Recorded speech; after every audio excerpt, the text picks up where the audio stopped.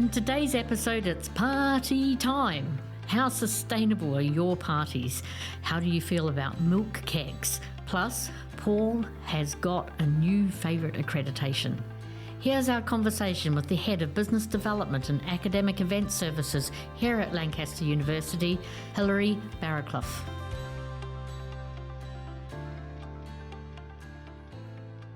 Hello and welcome to Transforming Tomorrow, the podcast from the Pentland Centre for Sustainability in Business here at Lancaster University Management School. I'm Paul Turner. And I'm Professor Jane Bebbington. Jan, I want to organise an event with you.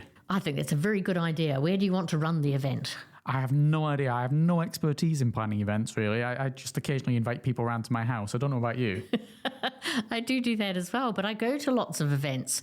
And sometimes it's quite interesting. At some events, you almost wince and you see some, bad sustainability practice. Whereas at other events, you go, ooh, that looks great. Somebody's clearly thinking about sustainability and events in the same headspace. You sound like a right riot at parties, if that's what you're going around thinking about all the time. And I'm also thinking, everyone's having a fun time or things like this. So what can we do to have a bit more fun? No, you're thinking about, that's not sustainable. That's quite sustainable. That's not sustainable. I was thinking of more of conferences and meetings than parties. I think parties you just have to roll with. Yeah, it didn't sound like that to me. I've got a very negative impression now of the kind of party you're going to be throwing. Well, what can I say? All fun. Shall we find out a bit more about events and general events, not necessarily just parties, and how they can be run sustainably? That'd be great. Who's going to tell us about that? Well, today we're joined by Hilary Barraclough, who is the Head of Business Development and Academic Event Services here at Lancaster University. Hello, Hilary. Hello. Thank you very much for inviting me. First question, Hilary, before we get on to anything. When you're at a party, are you just going around thinking how sustainable things are? I do sometimes, actually, because I think it's something that we all do. It really isn't. It really isn't. Don't just tar me with the same brush. I'm not going around parties thinking these things. But it's interesting. You two at a party together. Yeah. Perfect. Tell us a little bit, Hilary, about what being the Head of Business Development and Academic Events Services actually entails, what you're doing. Okay, so I obviously head up a team of professionals that are in the events industry, and our role is to try and engage with local, international, national companies to come along to Lancaster University to hold their next conference event. That can be anything from 15 people up to 1,500 people. So primarily that is my role. The academic event services, I think, is probably my favourite bit because that's engaging with our academics at Lancaster University, and it's about making it easy for them to bring high-profile events to Lancaster University. So it's things that, as an academic that might be part of their research, or it might be that an association might have approached them. And I'm about trying to make it easy for them, helping them with delegate registrations, helping them with bid submissions, and just generally so they can focus on what they're good at, and hopefully I focus on what we're good at. So when it comes to thinking about the sustainability and business agenda and events, how do these two things mesh together? Okay, so it's quite a topical thing because obviously not in an ideal world, but in some people's world, everything will be digital, everything will be online. However, for me, people do need people, and I think it's so important that human interaction, especially in your early careers, networking. People get so much more from face-to-face collaborations. However, digital does have a place. So if you're hosting a conference, it is good to do something online sometimes because it does mean it's more accessible to all, and actually you can increase your audience. So as somebody that has a venue that's trying to promote it to people to do online conferencing, of course I would say, that is the thing. But we also are seeing a trend that organisers want people to see people face to face because you do tend to make those long-term relationships. People do need people, and there was a statistic that came out from MIA yesterday to say that with online events, a third of people are distracted, and it's costing the economy something like 27 billion a year, which I found quite astounding. So I think people will look at this, organisers, and think there is a place. And sometimes somebody might have a face-to-face event and then the next one they might do online. And indeed, our colleagues in computing will tell us that there is an impact from digital events as well through the computers and all of those sorts of things. But what kind of sustainability impacts arise from an in-person event? Some of them, of course, will be within the control of the people coming to the event. So how I travel to get to Lancaster to come to an event will be one thing. But what kind of things are we able to do here on the ground in terms of helping the sustainability profile of an event? Like you say, I think the biggest thing is travel. So we've got people flying in from, all over the world, travelling in the UK. The team are very, very focused on promoting how good the transport links are to Lancaster. So we make that as easy as possible for people. We've got a fantastic train service, fantastic bus service. We've introduced day delegate packages where we actually give them a bus pass just to make it easy for them. So I think for us, our biggest impact is travel and people getting here. Obviously, I think a lot of things within events can be monitored, reduced. So wastage, food wastage, obviously, we can measure that, we can control that. If I was organising a conference, I would also ask them to think about, the sustainability side of it. So, could they use an app rather than like lots of paper? So I would give them sort of little guidelines of things that are good practice, having a conference app. So there's lots of things. I think we've minimised the waste. I mean, obviously water, now we don't provide bottled water. We've got plenty of water machines. So delegates are encouraged to bring their own vessels to put the water in. In terms of food, it's all done on crockery. There's no disposables. Any disposables that aren't used for packed lunches are all recyclable. So I think we try our best to do what we can to minimise that. And we're very conscious. And also, in terms of food, I would always say to a conference, consider other things other than... If it's a residential one, maybe have a vegetarian, have a vegan lunch to go with, your meat as well. Are there challenges that still remain, ones that you've identified, things that you feel that need to be tackled around events and making them more sustainable? Yeah, so I would say the most practical thing, but I think if I don't know a measure, but cling film. Because we deliver everything into outlets. So we have 2 central kitchens and it goes into lots and lots of different places. And I would say that the person that comes up with a cost-effective way to replace cling film is going to make a fortune. Because for me, we use so much. When we're doing deliveries for 200 or 300 people, we can't just take it out in cloches because we're delivering it maybe on a trolley or in a van. It has to be hygienic, to meet food regulations. So I would say that was our biggest challenge. You certainly...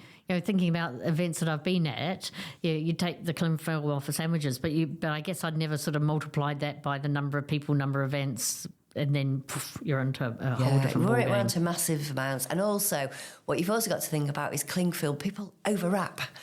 So it's actually educating the team not to overwrap as well, because you could end up using 3 times as much than you actually need. So there's some work around that, because again, we can do that. We've got control over it, but still it's finding that material that will be as good and as cost effective. There are materials out there, but for the volume that we do, it's... So how much of this is educating your team then? Because it sounds like you've got changes you want to make, you've got advice you want to give to delegates and stuff, but how much is it educating your team who are responsible for organising, hosting all of these events on what they can do as well to make it more sustainable from the moment everyone arrives? So it's part of our culture. I mean, it's one of our values as commercial services that sustainability is the top of it. So we do training around it. We do toolbox talk. We celebrate good practice. They are generally a really good, enthusiastic team that I feel are really into the sustainability side. I think all of us are nowadays, aren't we?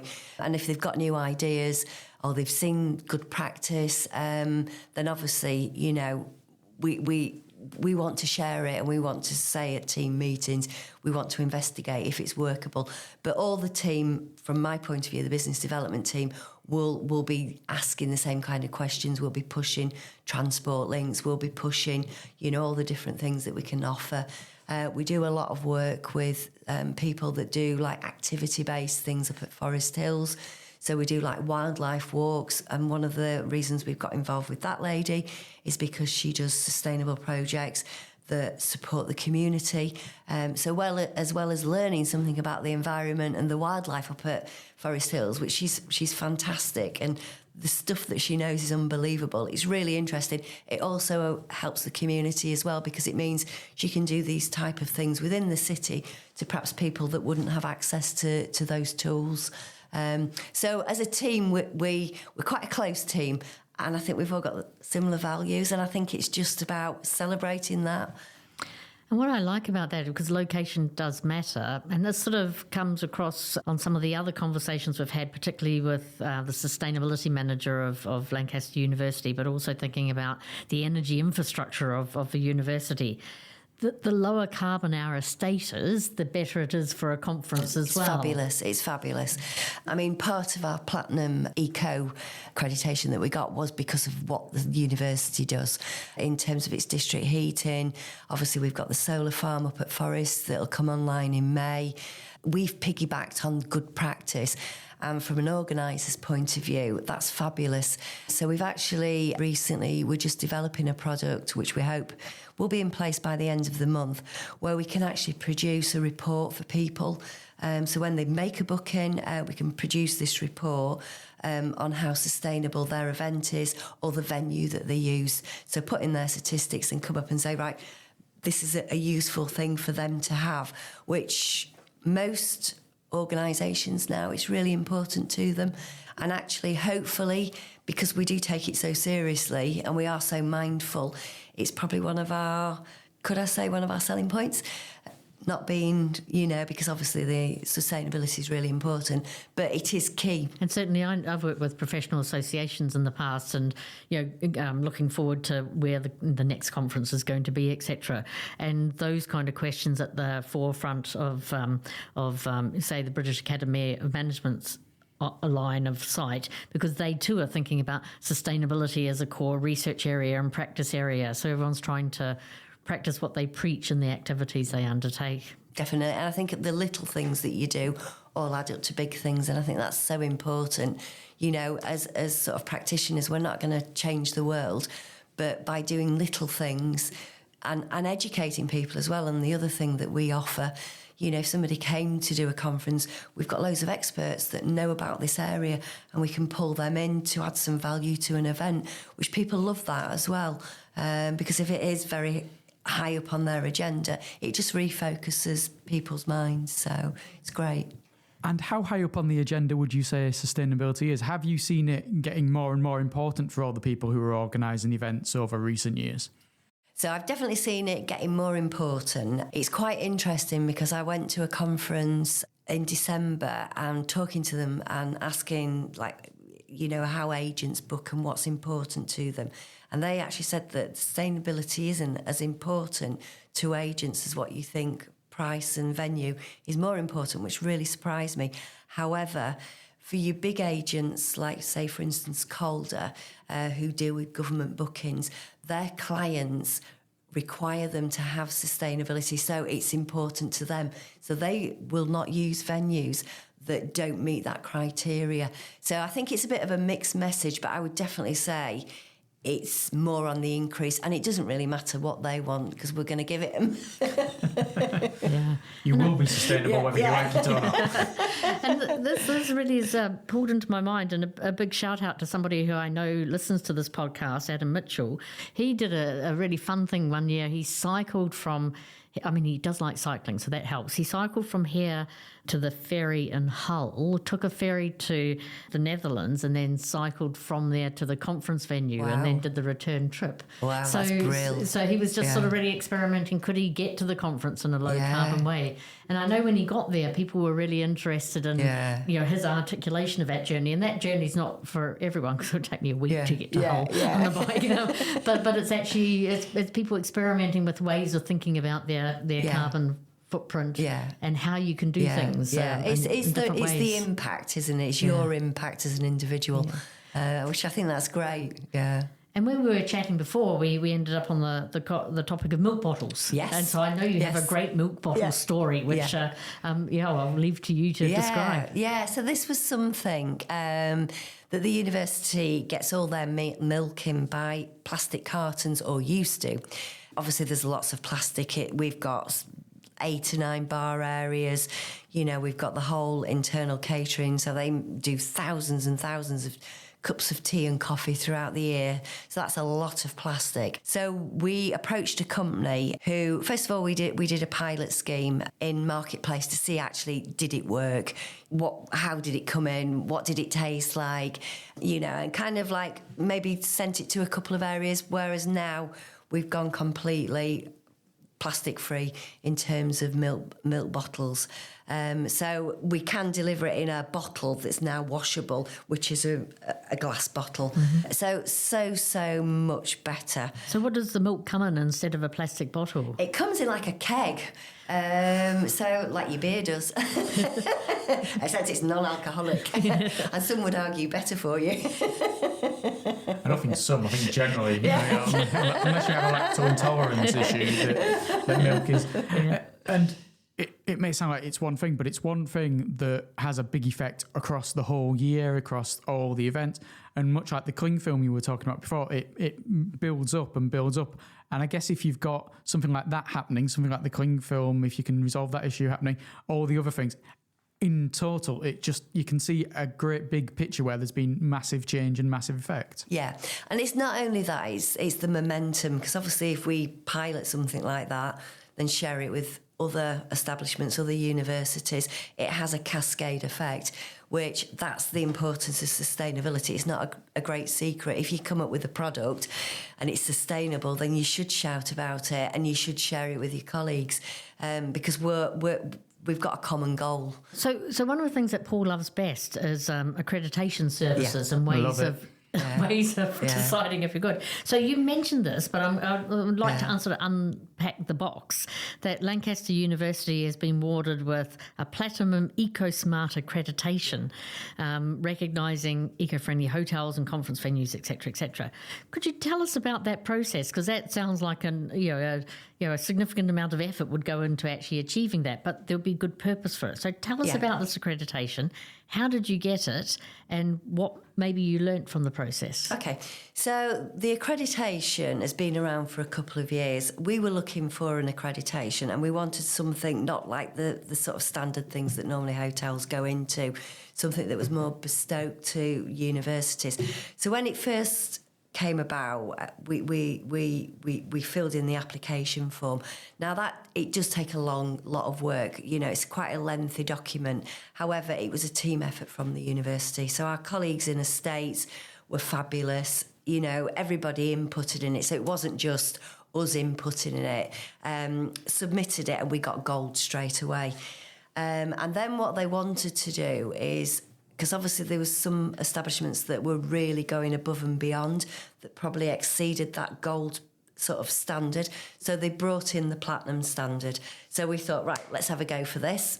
Reapplied, resubmitted our application form and got platinum. So to me, it was a great honour, because there's only 15 establishments within the UK that have actually got that accreditation. There's loads of really interesting members out of the 15. So we've got people like Lambeth Palace, we've got the British Medical Association, which is an iconic, fantastic building. And we were, other than Oxford Brookes, the only university to have it. Since then, Warwick's now got the same accreditation. So, which is great. Warwick. Yeah. Which is great. But the opportunity with that is we have, as a group, we meet every 3 months and we share good practice and share ideas, share things that we might be developing. You know, and it is again about cascading it to the other members. So members that haven't got that platinum, you know, to going along to them and saying, look, this is what we're doing, come and have a look, you know, or, you know, I'll have a call with you or whatever. So, yeah, so it's been absolutely fabulous. It's been great because you get to go to sort of London and see all these lovely places as well. So I'm not denying that's not good. But it's just been really nice because it opens up different doors because that's more the commercial side of things. But they do fantastic things. I mean, there's in Lambeth Palace, there's like a tree and I think it produces plums and they make plum jam and it's like a 15th century tree or something and then they sell it in the shop. Little stories like that and it's just... I like things like that. That's a wonderful bit of branding, isn't it? Yeah. And I found it interesting there was the mention of a plum tree because the accreditation is done by Green Gauge and now I'm wondering if it's indeed a Green Gauge plum tree. No. In which case it'd only be in season for about 2 weeks and that's how you get the fruit from. I love green gauges. I love Green Gauges, Yeah. but you can't get them. You get them in France, but very little here. There's that small window, isn't there? Yeah, A small it is, Green it Gauge is. window. Anyway, what I'm going to say on the back of this, what's really interesting about what you described, Hilary, is that it's an accreditation with the Green Business Club associated with it. And that's absolutely inspirational because if you're accredited and then nothing ever happens, but you've got it or you're not, that's helpful. But to be accredited and then get to interact with other accredited people to refine your practice, but also to cascade your practice on, I love that design. It's innovative. It is. That's something that really struck me as well. You're all passing on your best practice. You're passing on the ideas. You're making sure that other people are going to be getting platinum accredited. Much as we might joke, or curse Warwick for becoming the third university, you want everyone else to be doing well and to be up at that level. Yeah, you do. You want everybody to be doing the same, and then we need to go to the next level. Yeah, and I like Warwick, but try getting to Warwick on a bus. I'm just saying. I've been to Warwick and I think we drove. Yeah. That's We have to get off at Coventry train station as well. And the less said about Coventry, the better. Oh, Sorry I like to people Coventry. from Coventry. Coventry. It's nice. got a bad reputation, though. You don't have to say being sent to Coventry for no reason. I suppose so. So, Hilary, let's just wrap up then by seeing some inspiration that you've drawn from an event you've been to that's had sustainability at its heart. I mean, I would say most of the events that I attend have that at the heart. So I've been to Keele University, who did a superb sustainable conference. But everybody's got the heart, it's at the heart of everything, through the food, through everything they do and all the practices. But I suppose for me, one of the ones that I've drawn the most from is we did an eco-innovation conference. I think it was in 2020, maybe a little bit earlier. I got so much from that conference because that was probably, I'd actually made a note of the date, might be even a little bit earlier. I got so much from that conference because I think it was my first conference that was actually really proper eco-friendly. And from that, got some really good contacts that if I had some ideas or, I needed some inspiration or what can I do about this, I'd got somebody to go to. So for me, I think that kind of maybe, for me, that was brilliant. And that, I think, got me onto the road of really, really thinking about it and really thinking, right, we can make a little difference and trying to get that passion into it, which I think is so, so important. That's brilliant. Hilary, thank you very much for joining us today. Thank you very much. I reckon, Jan, you could now hold an event a lot more sustainably and not have to be the boring person wandering around worrying about sustainability. Well, isn't that just the thing with sustainability as well, is that once it becomes a background established feature of where you are, then you can relax on it. And that's if you like, the ideal. And it's great to see that the team here are being more sustainable, but they're not just being it, they're educating the people who are taking part in events, they're educating the people who are helping run the events so that it becomes more natural to them, like you say, so it becomes part of the routine. Yeah. And I remember being at, I was staying at a hotel in Hamburg on my way on a train from Stockholm to Lancaster. So you do have to stop somewhere for that. And with my ticket for, getting into my room, they gave me a bus day pass. And that was a few years ago. But I remember being just so excited by the fact that they offered me mobility at the same time without me having to figure out how do you get one, where does things come and go from, etc. And so there's a wee bus timetable and a day pass. And I love that aspect of what we do here as well. Yeah, I've seen it at various places whereby if you arrive by train, they'll give you a discounted ticket. There are various theme parks, there are various other things across the continent that I've been to that if you can show that both you're staying there, so you're not just a tourist who's in and out during the day, or that you've arrived there by train, you get discounts, you get cheaper tickets, all that kind of thing. And so, yeah, that kind of thing is a good thing.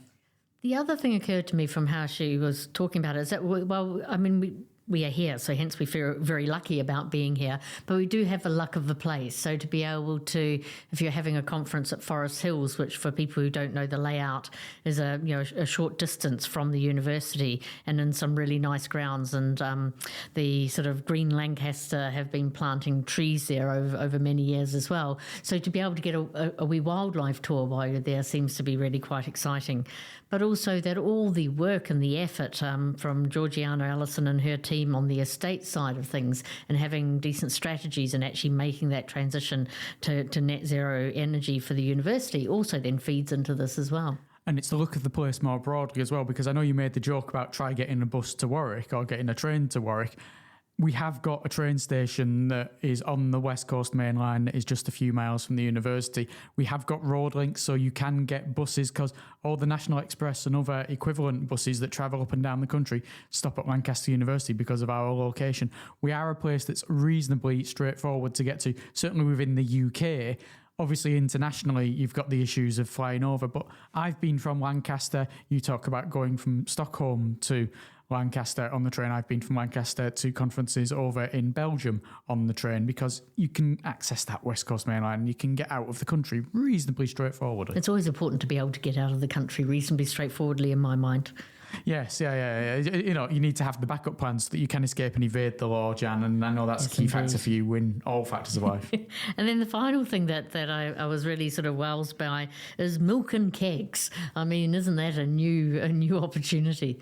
It strikes me as being more like an old kind of thing, because I'm pretty sure that before bottles, they will have come in big containers. Like you think about the old milk churns that you get, not milk churns, big, bottles, metal bottles that are really, really big. Yeah. I don't know what you call them. I'm not enough of an expert on milk and its containers to be able to say. But that strikes me as being like a similar kind of thing to that. You've got the bigger containers that you then distribute at the end. You're not having to just get it in pint pots or plastic bottles. Yeah, that's and that really was, good. I thought, a really nice tie-up with our recent mini-series on plastic packaging as well. It's actually just, squeezing some of the plastic out of the process.